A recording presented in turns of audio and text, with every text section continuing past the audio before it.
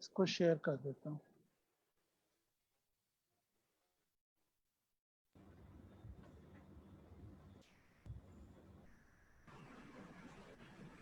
ठीक है, शेयर कर दिया। Okay.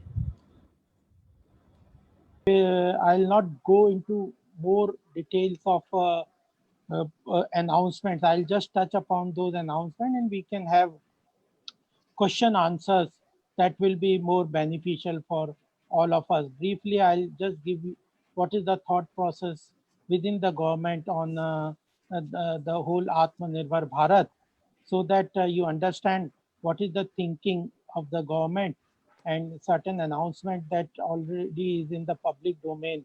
Most of you must be well aware of them. First thing I would like to tell all my friends is that at present I have been discussing at various levels. The important initially when this COVID crisis started, the government went for initially went for a lockdown. We knew that this lockdown will create lot of hardship for the economy and to certain segments of the society, particularly vulnerable, poor segments of the society which belong to the lower strata of the population.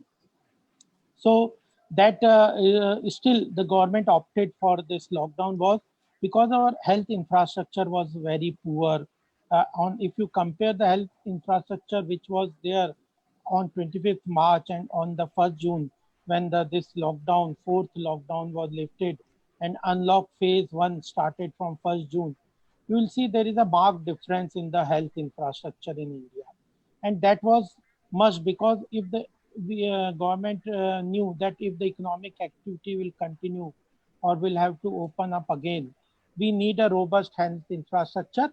So that was required. So first and foremost was after the lockdown, government went for a strong building of infrastructure in the health sector, and that has resulted in many initiatives coming through. And as I see, even this has given a lot of opportunity for MSMEs also. Everywhere when there is a big the shortage of demand in the economy, basically economy after this lockdown, what we find is even before this lockdown also, many of the supply side constraints were taken care by the government. But ultimately what problem in the end we were facing before this COVID crisis came, which was seeing certain resolution, but the thing was there was lack of demand in the economy, and second, private investment was not coming. Government was pushing everything through infrastructure push or government spending or PSU investment, etc. That was only creating demand, but there was a lack of demand in the economy from the consumer point of view, and even because of that lack of demand, further private investment was not building. So government needed to cater to the demand side of the economy. That was a focus where the focus of the government was shifting. So ultimately, when this COVID crisis came, it will government thought was it will further put a check on the put a hindrance to the demand side also. So after initial setup in the health sector, the government went for the second important sector which needed help from the government was weaker sections, bottom persons from the bottom of the pyramid, and therefore the government announced the first Pradhan Mantri Garib Kalyan Yojana of 1,92,000 crore, where it was direct benefit transfer. And if you see in the last 6 years, the government has been taken initiative to build technology into various delivery mechanisms, whether it is Jandan account or whether it is the direct benefit transfer, or even if you see the implementation of GST, where a lot of technological ecosystems were created by the government, so that there is less and less intervention of human intervention and less subjectivity. More and more things go objective online, even ROC, SEBI, RBI compliances, etc. The government had focused on making them online so that there is less human intervention and less harassment at point of time. And the comfort of online compliances is almost everybody knows it. And even in the social delivery mechanism, government went for massive revolution on technological innovation so that there is less leakages. Even on the this tax compliances also, government had planned for a virtual assessment and a virtual e-filing. All these initiatives were making our economy to revive. And it was bottoming out before this COVID.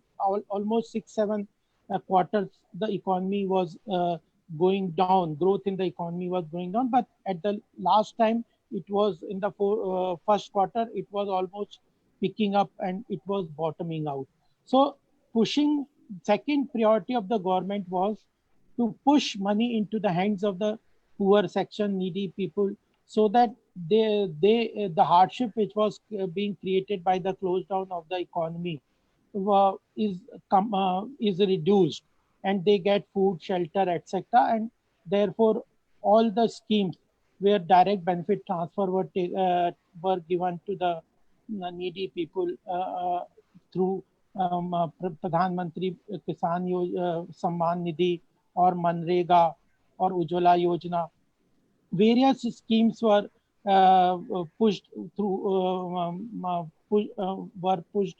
Money was pushed by the government so that it reaches to the that section of the population which needs it most, which has the highest marginal utility, where the money circulation is highest, liquidity and money circulation is the highest.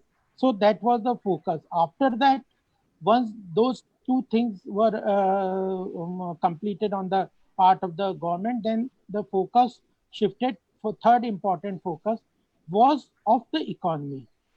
Due to corona crisis, the economy suffered a lot. And therefore, RBI came out with a large package of around 8 lakh crores, which was basically credit driven. It was infusing liquidity into the system. It was infusing liquidity with the government finances. It was infusing liquidity at the state finances level also. It had allowed, RBI had allowed large scale borrowing by the central government and the state government. Even it had given access to the state government to the consolidated fund. So, and even government and the state government, there was a clear cut thought that fiscal deficit and FRBM will be relaxed so that the fiscal deficit issue, which constrains liquidity and the finances revenue at the government level, that hindrance is also removed. So after infusion of around 8 lakh crore of liquidity by the RBI to the corporate sector or to the government sector, and at the government also relaxation on the FRBM also, so that there is enough liquidity from the state and central government so that they can work on the various schemes, so whether it is social benefit or stimulus packages, etc., that the government focused on in the stage. And later on, what happened is that on the 11th May, 12th May, Prime Minister announced this Atmanirbhar Bharat scheme, where he talked about how to revive economy. Till that time, there was a lot of talk in the economic circles or global economic or manufacturing sector or industry companies, etc., that the corona crisis has given certain opportunities for India also, where many of the multinational companies, I had been discussing with several companies across the globe through professional seminars, etc. We found out that many of the companies across the globe were thinking that they should shift their manufacturing base and they should not concentrate their manufacturing into one single country. Because over the last 30 years, we have seen that the China's growth model, as Pankaj ji showed a slide where India and China were before around 1000 years back, major or 200 300 years back, major world trade or industrial activity was controlled by India and China. But over the last 300 years, we lost out to certain European and American company. But in the last 30 years, China again picked up that economic leadership by focusing on being the manufacturing hub for the global companies. And major of the companies had a manufacturing hub at China, but those companies after the COVID crisis, and because they thought that the mechanism of China is there is no democracy or there is less transparency in its operation, judiciary is not that free, etc. So that kind of situation sometimes create difficulty for global companies, and they should, as a risk diversion strategy, should move their manufacturing facilities to other countries also. So one thing was there was a global need of risk diversion strategies, and companies were ready to shift their manufacturing base to other countries. And for that other country, India in itself created an opportunity. This was the thought of the Prime Minister Modi ji, that if we develop our manufacturing base in the country, and we create a level playing field for our manufacturing sectors in the country, create an ecosystem where the manufacturing sector can grow and develop, then at one point of time, at one point, we will be able to attract global manufacturing facilities to India. And second, even the domestic industry will also, with that level playing field ecosystem, will help into making our grow our manufacturing sector. Second point I would like to mention here, because most of the here participants are professional, they understand economics, was in 2016. This slight background is also important to understand the thought process in the government, what we think on the economy. In 2016, in the economic survey, we came out with one major theme, that was the missing link. What we thought was, since independence, in 1947, India was majorly dependent on agriculture sector. Our 90% of population was dependent on agriculture, and it was contributing 50% to the GDP. But as the economy progresses, there is a shift from the agriculture to manufacturing to the services sector. And that shift and focus on the manufacturing sector alone creates lot of employment to the population, which shifts from the agriculture. So the population, though shifted from the agriculture sector, at present our 57% of population, though very large, is dependent on agriculture. We contribute only, agriculture sector contribute only 13% to the GDP.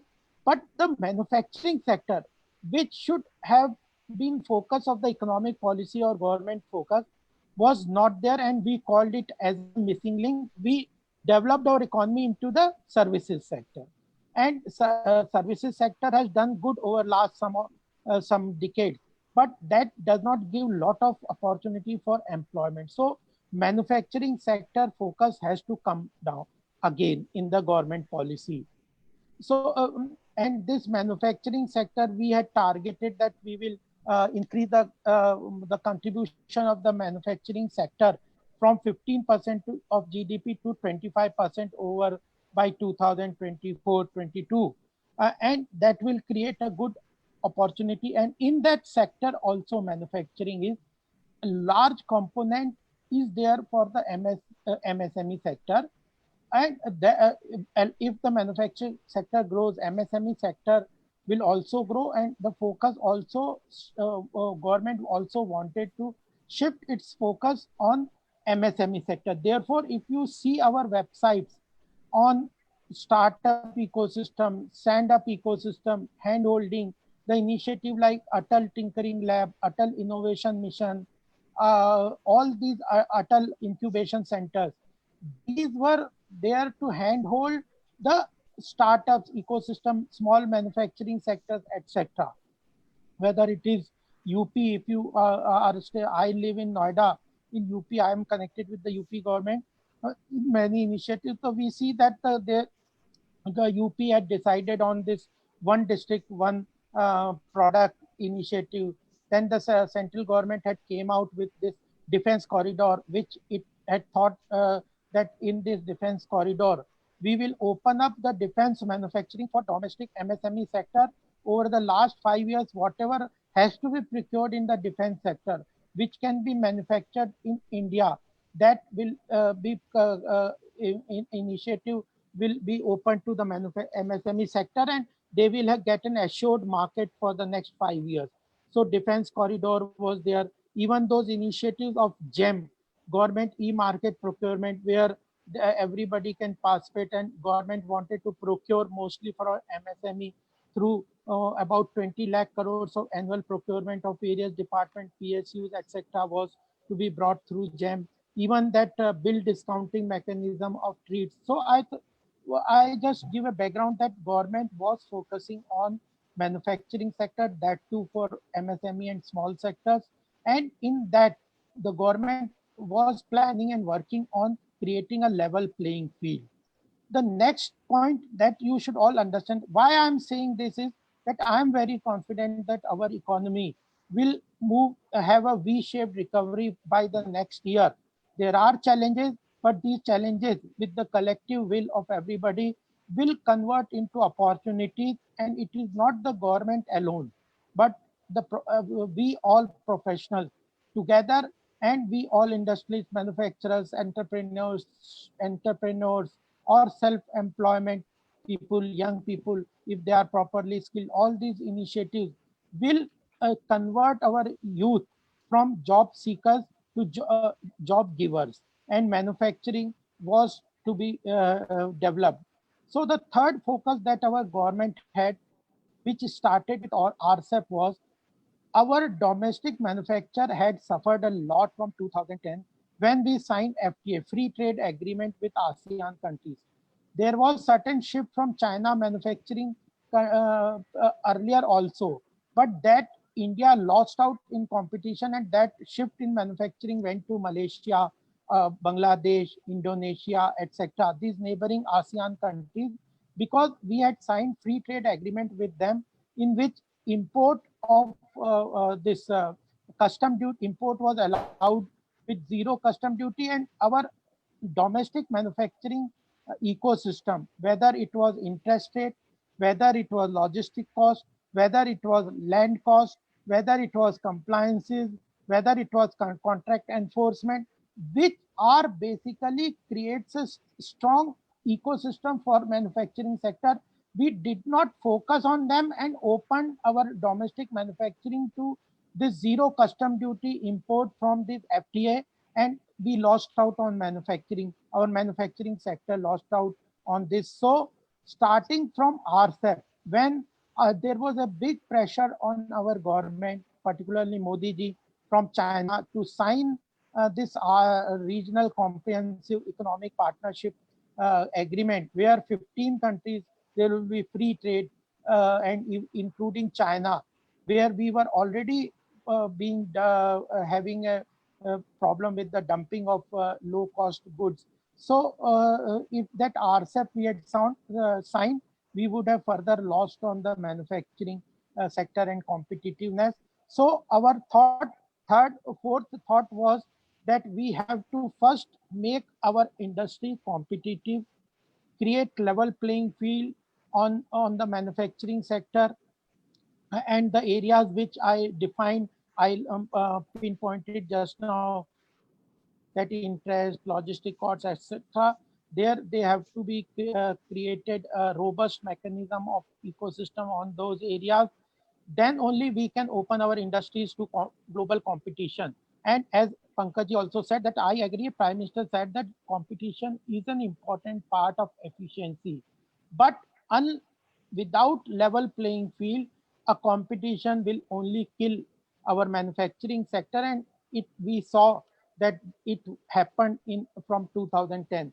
So we did not sign RCEP until, and it was a clear message to all the 15 countries that unless you agree to certain conditions put by India, I'll not go in detail into RCEP, but we postponed RCEP and we put certain conditions which would help our manufacturing and service sectors.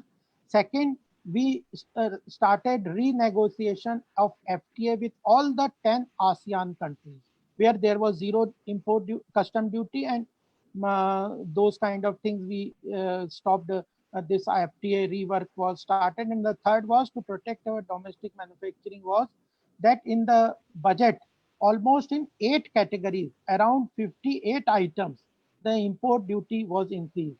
Certain areas, I'll just give one or two examples, is that the toys, etc., the import duty was increased from 20% to 60%.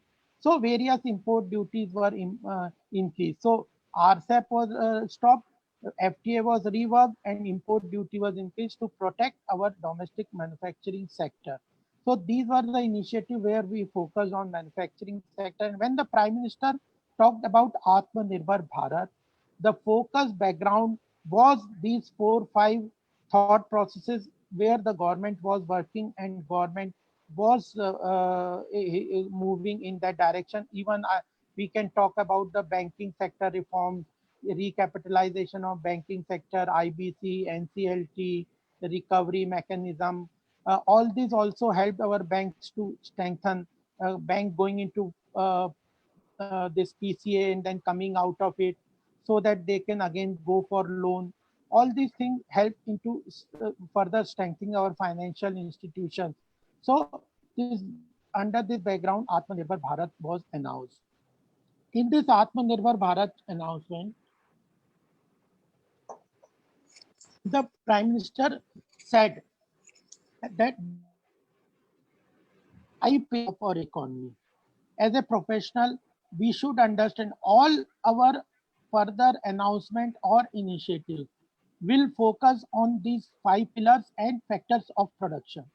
What we think is that there is a resource constraint at the government, and for whatever, though there is ample resources through various mechanisms, but there is a limit to which the government can spend directly as a fiscal stimulus directly.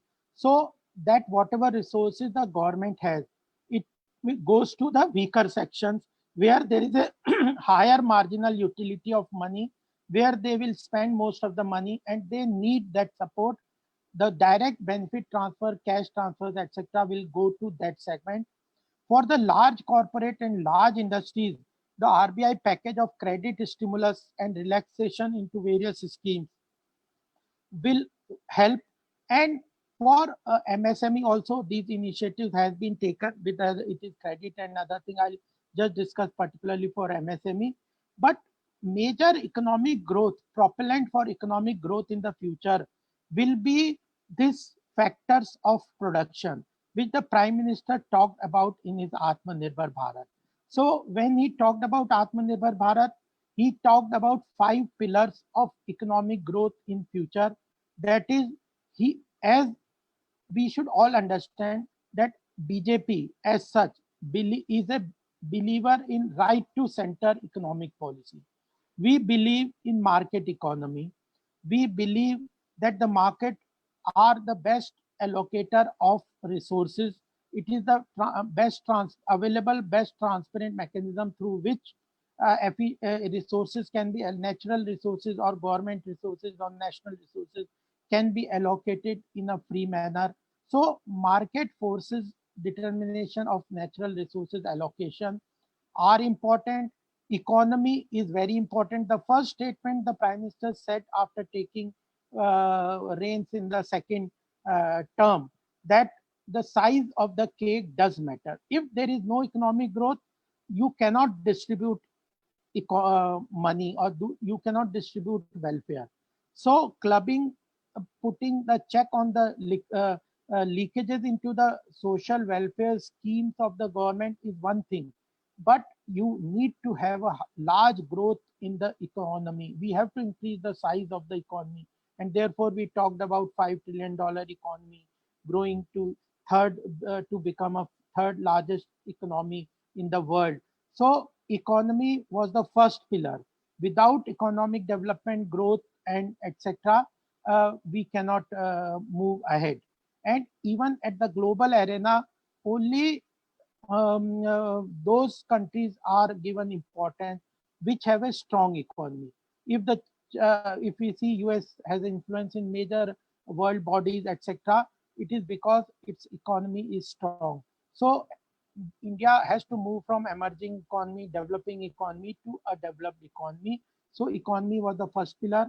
Second, for this economy and living is required is infrastructure. Without good infrastructure, the growth cannot take place. Ease of living cannot take place. Ease of doing business does not take place. Even if we see the logistic cost, if I give you one example, that logistic cost is a very big challenge for any manufacturing or trader or anybody in the economic activity. As an Indian logistical sector contributes about for 14% to GDP. Globally, this contribution of logistics sector to GDP is around 9 to 10%. That means it is nothing to be proud about. It means that our logistics sector is 40% higher costlier than across the globe. So we need to reduce our logistic cost, that is transportation of raw material, finished goods, etc., etc. Lot of things are required in the logistic sector improvement. So infrastructure, road, railways, airways, waterways, etc., is the second pillar of the economic growth. Housing sector, ease of living, etc., water, sanitation, all these infrastructure will create a power, generation of power, low cost power, renewable power. All these are required. Land availability, cheap land. So second pillar is infrastructure. Third is technology. I have talked about many things on the technology. Technology is the enabling ecosystem. It enables the ecosystem. It enables the state capacity.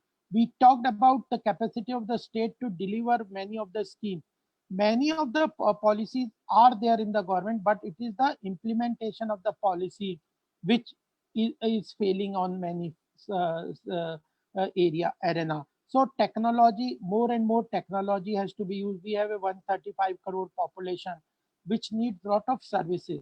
For that, technological innovation can create a big business opportunity in the services sector. The third was technology. The fourth pillar of our country, which is also an opportunity for India, is a demography. We have a very young population that we all know. We need to skill that, but the fourth pillar is demography, and that a labor, cheap labor, availability of labor, and a young population of labor is the fourth pillar, and ultimately the last thing is demand. That is, we have the domestic demand. Global manufacturing sector or domestic in manufacturing sector will push investment into India only because we have a domestic demand also. So that demand also has to be generated. And when the Prime Minister in his speech talked about this global supply chain and regional supply chain, our focus earlier was also that unless we integrate our manufacturing into global and regional supply chain, ultimately we will not be able to focus or grow in the manufacturing sector. Though closing out our economy, manufacturing sector from the supply chain is one part. It is required at current juncture, but ultimately we have to increase the competitiveness of our domestic manufacturing sector, and then open it to the competition so that it becomes efficient. At that same time, it also integrates into regional and global supply chain. If we are all connected with the manufacturing, we see current manufacturing scenario is like that. If mobile cover is manufactured somewhere, glass is manufactured in different country, battery is manufactured in another country, the body is done in another country, it is assembled there and then sold to another country. So these are the supply chain which operates across the globe. So we have to integrate our manufacturing into regional and global supply chain. So these five pillars were the focus area through which Atmanirbhar Bharat was decided. And in that, the Prime Minister talked about that the factors of production, the 4L, which he talked about, are important. So all our economic focus in this current announcement and in future will focus on these factors of production, which is very important. Therefore, these factors of production like land, labor, liquidity, and law. So, if you look into the reform announcement by the finance minister, you will see that the part which covers the reform area of the package 21 lakh crore package has a major focus on these. Though land and labor are a state subject where states have taken certain initiative like Uttar Pradesh and Madhya Pradesh and some other south states have taken a lot of initiative on identifying cheap labor, cluster of land, or areas where there are issues where the manufacturing sectors can be set up. Even the Atmanirbhar Bharat package also talks about clusters of industrial development model, and labor reforms has been talked about earlier also through 4 labor codes, but the state governments have taken initiative on the labor reforms. So the third factor which was there as a factor of production was liquidity, infusing of liquidity into the system. A liquidity in itself will create funds for the capital formation, and at the same time will also create liquidity for the demand to be pushed up, and laws, that is compliance is called. Government focus has been on reduction of compliances in every arena. Even it has gone in 2 phases to decriminalize the company law, which was a major demand from various sectors, that this compliances has become a big hindrance for Indian manufacturing sector, whether it is tax compliances, etc. And even on the contract enforcement also, we have a poor standing globally. So there are initiatives by the government on the contract enforcement also. So these reform packages on these issues, etc., were created so that economy can grow, and on that basis, the package was announced in this background. On the package, I would like to mention 3 things: that there was certain criticism that this 20 lakh crores announcement, whether it is sufficient or not. I think, as Pankaj ji has said, that 10% of GDP is a large figure. And across the globe, before this package was announced, we had extensive discussion, dialogue with the stakeholders, and even global packages were understood. 2 other countries have given a larger package than India. One is US, which has given 13% of GDP as a package, and second is Japan, which has given about 20% of its GDP as a package. Uh, and their packages was compared with Indian packages. The packages, certain quarters have been criticizing that it is not a fiscal stimulus alone. We have never claimed that it's a fiscal stimulus alone. Packages, economic packages contain across the globe all the 3 components. It is the liquidity infusion to the credit availability through the central bank is also forming part of our package, and globally also it forms part of the economic package. Then direct benefit transfer, which is called a stimulus package, which is also part of the global package, and it is part of India package in 2 tranches. First was 1,92,000 crore, and second was infusion of this 40,000 crores in the current announcement through the Manrega for the migration labor. That was direct benefit transfer of around 2.5 lakh crores of direct fund transfer. Even on other areas also, on agriculture or this where daily wager vendors, etc., the government has announced certain packages. Government has announced 3,10,000 crore packages for this. Even Kisan credit also, and then this credit to this daily wages and small shop owners, or all these ready wala, patri wala, etc. And even on the agriculture sector, government has announced a package of 1.5 lakh crore for setting up FPOs, aggregators, and even micro food processing units, where it is there is a liquidity fund infusion, and it's not a credit package alone. So this and then the third is important sector is for the MSME, which we are focusing at present. these all things have to be understood in detail and communicated to the people as a professional people, to the segments, etc. Today also there has been announcement with regard to this. IBC had been a big hindrance for the MSME sector, even large corporate, that IBC and NCLT in this COVID crisis will create a big problem for the economic sector. So our ordinance has been signed by the president, promulgated that ordinance that for 1 year there will no new initiation on IBC, and there no new case can be filed. This period of 1 year will not be considered as a default on any segment. This is give a big reform, big hand holding to the all the corporate and MSME sectors in particularly. These things were announced.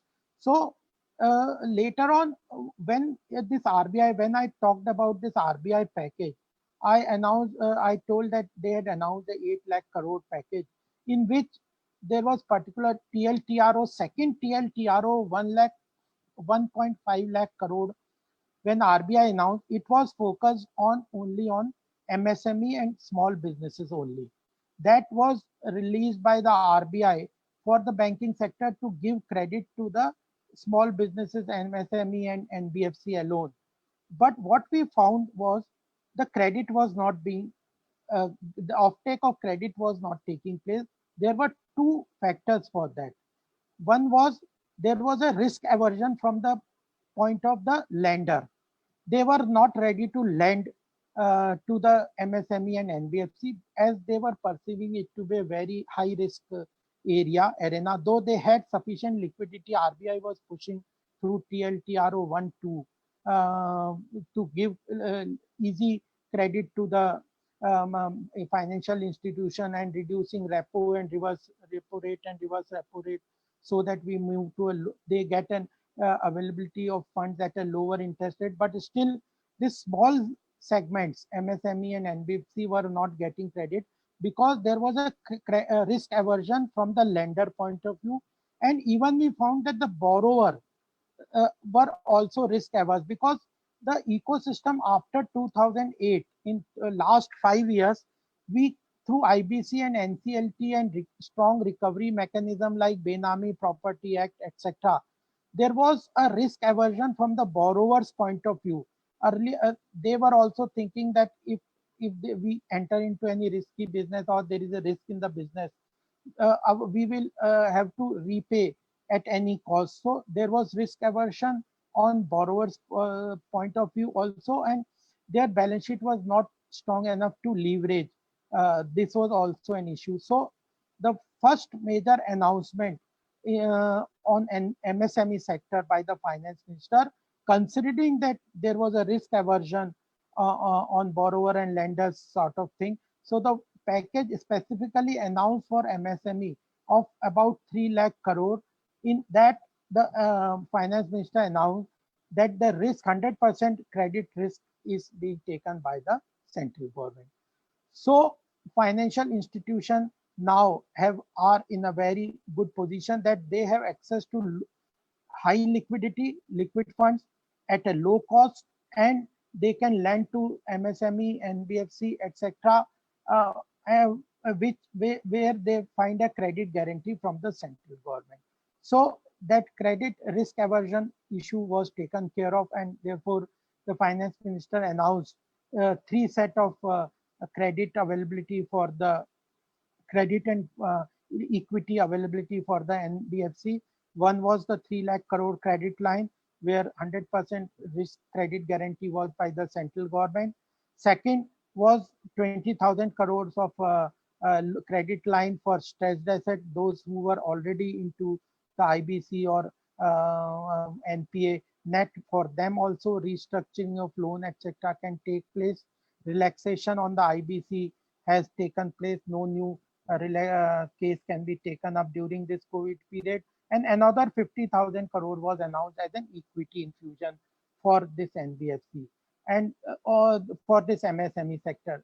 The definition, we all know the definition was relaxed, because there was a fear that MSMEs were finding that if they grow over a size, so that they will get out of this net of MSME and lose lot of benefits.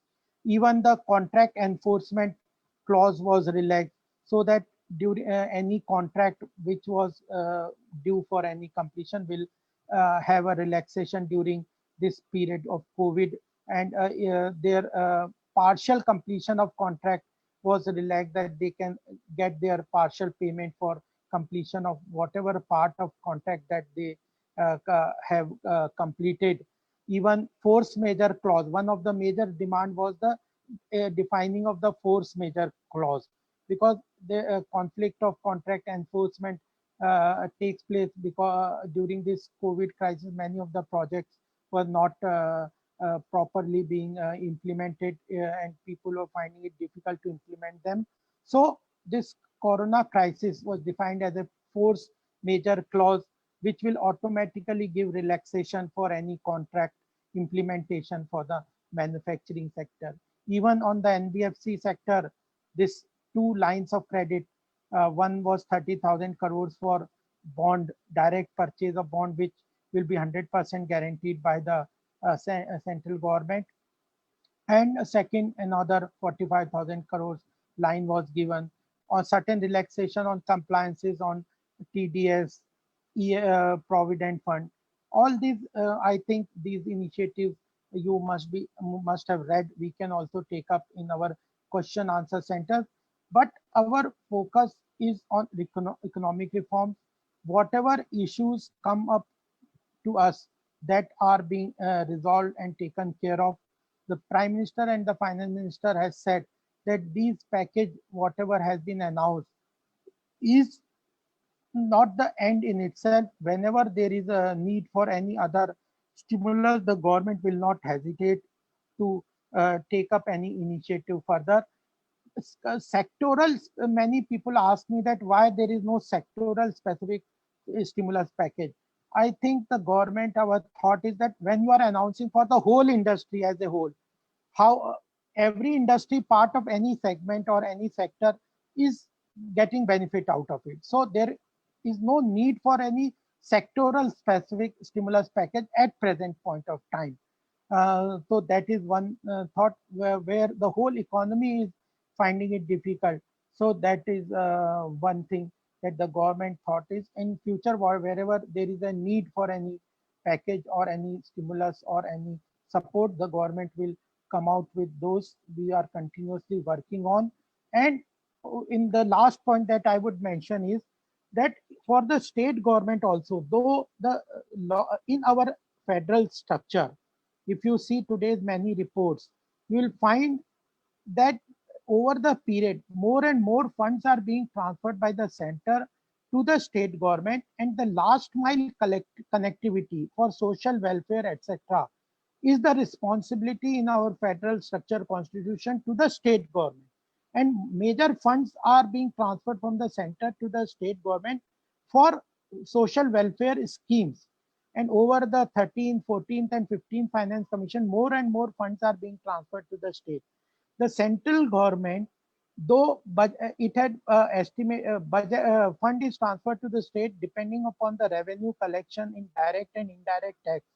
The government has transferred for April the funds to the state government as per earlier estimated budget figures, estimated collection figures in the budget. Actual figures are much lower, but still the government has transferred to the state government as per estimated budget figures. And of the amount, if you look into the amount which has been given to the state government under various, whether it is SDRF through One Ration, One Nation scheme, or setting up the this migrant laborers shelter homes, the whole expenditure is being borne by the central government. All these areas in itself has put up additional cost to the central government to the tune of 4,28,000 crore. This is in addition to the 20,97 crore package which the central government has announced.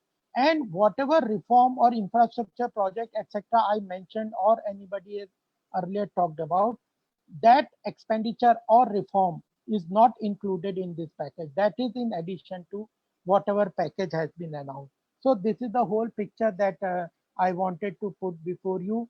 We can open up for any questions if anybody has. I have to leave at 5:50. I'll leave at 6 o'clock. I have another program. So around 15-20 minutes we can have, or whatever Pankaj ji decide that can be हाँ the. Sir, ये मेरे पास कुछ question आए हैं अपने question answer में, तो पहले उससे एक बार शुरू करते हैं। मिस्टर नवनीत गोयल है, is a finance head of साया ग्रुप।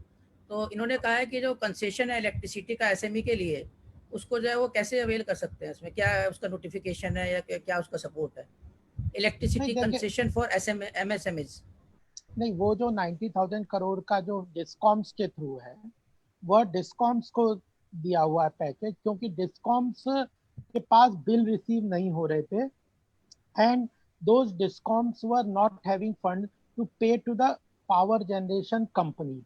और पावर जनरेशन कंपनी को पैसा नहीं मिलता, तो that will create a problem for those power generation company. Therefore that is through वो उसमें अगर स्टेट गवर्नमेंट्स या कोई रिलैक्सेशन देती हैं, time gap moratorium on bill payment etcetera, तो उसके लिए डिस्कॉम्स के पास लिक्विडिटी क्रिएट किए 90,000 करोड़ के पैकेज के